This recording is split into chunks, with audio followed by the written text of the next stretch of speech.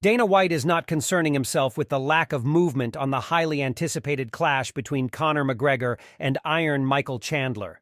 In February, the UFC revealed that McGregor and Chandler would appear as opposing coaches on the latest season of The Ultimate Fighter ahead of their inevitable clash inside the Octagon.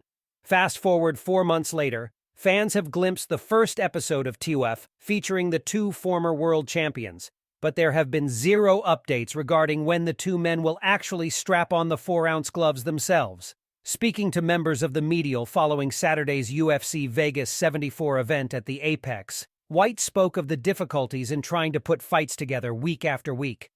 "That's the business we're in. Anything is possible in this business.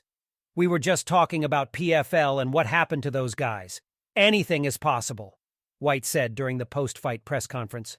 "You don't know. And you guys don't know this much of what goes on behind the scenes and how hard it is to put all these fights together, and when you look at what Sean Shelby and Mick Maynard have done this last week to keep some of these guys in the fight, like Jim Miller, bringing savages from Tajikistan on short notice. It's a rough business to keep your fight cards together and pull this stuff off."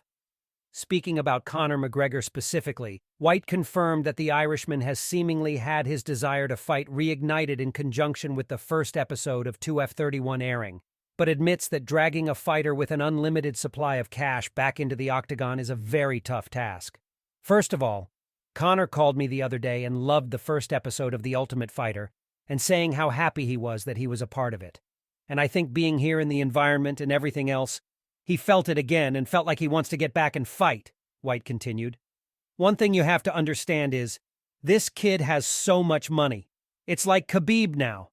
This guy's got shitloads of money, and it's hard to reel these guys back in and get them fired up and ready to fight."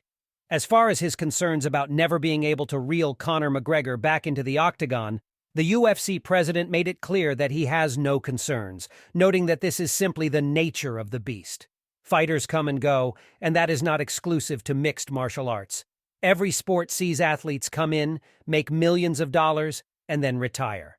White reiterated that his job is not to drag established champions back inside the cage. It's to develop the next generation of moneymakers. "I never get concerned. We have a massive roster of people that want to come in and people that are ready to fight. People that want to be Conor McGregor and be at that level. It's like for the last 20 years everybody said, 'Oh my God, what are you guys going to do when Chuck Liddell retires? You guys are F***CKD. My God, GSP, Anderson Silva, this and that.' This is a professional sport. People come in here, achieve great things, and they retire. You can never worry about that type of stuff. It is what it is. It's part of the game. It's my job and my team's job to find new talent and build them and take them to that level."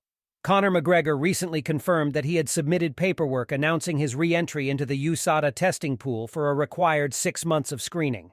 With that timeline in mind, the earliest possible date for his return against Michael Chandler would be December 2023.